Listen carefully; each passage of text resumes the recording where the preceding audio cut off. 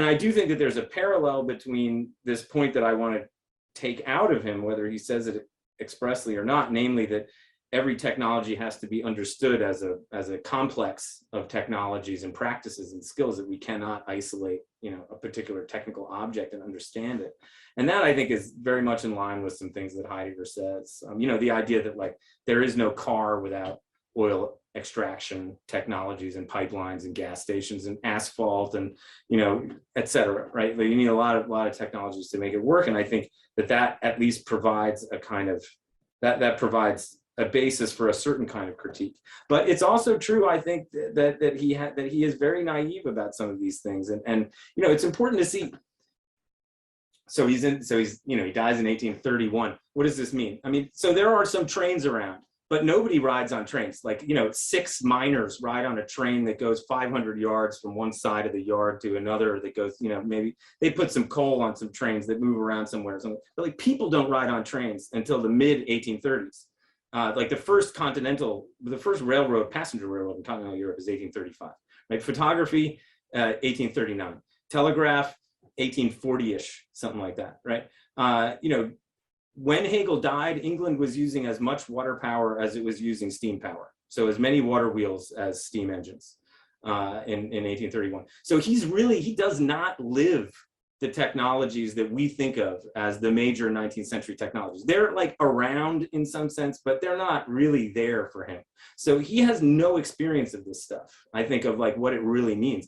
And the interesting parallel case is that although he was sort of on the business end of Napoleon at an important point in his life, he also has seemingly no idea of what's coming and what warfare is like. I mean, if you compare, I say this in the paper, but if you compare what he seems to think like firearms combat is like to, for instance, Stendhal's account in the Chartreuse de Parme of the Battle of Waterloo, right? In the opening chapters, like Fabrizio in the Battle of Waterloo, like trying to get in the mix, and like how completely chaotic and nonsensical the entire situation is. He has this idea that gunpowder, the guns and artillery let you keep a distance and really like get a good overview of everything, and everything can be very calm and orderly, and you can kind of, then you shoot at somebody who you don't really have to yell at because they're very far away, and you don't have to hate them because you're just, taking a shot at them. And this, I think, has turned out to be not the case. I mean, if you think about of course, what matters about drone warfare is what happens to the people on the receiving end of the drone warfare. But it's also true that the guy in Orlando piloting the drone, has a particular kind of, trauma that he experiences as well. And like what this does to both sides of the combat. Is unspeakable. So, I do think that he. Many thanks, Simon. But I just meant like something that is, for example, for Heidegger, as far as I understand him, is there is something inherently negative about modern technology. So it's not like something neutral. It is. It's not something neutral as if you can like use it in a good way or bad way. There's something inherently negative about it.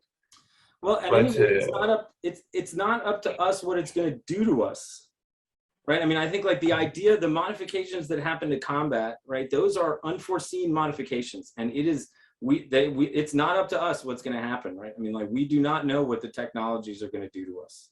I think that's at least the main, one main takeaway is that we have no idea what's going to happen. I think there are obvious ways to take it. One way is that he's very optimistic about somehow all the bad kind of labor being replaced by full automation, and then everybody can be, knowledge workers or something like that because nobody has to make anything anymore.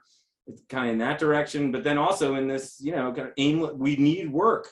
We need work to be what we are. So it's very, I think it's very hard to tell.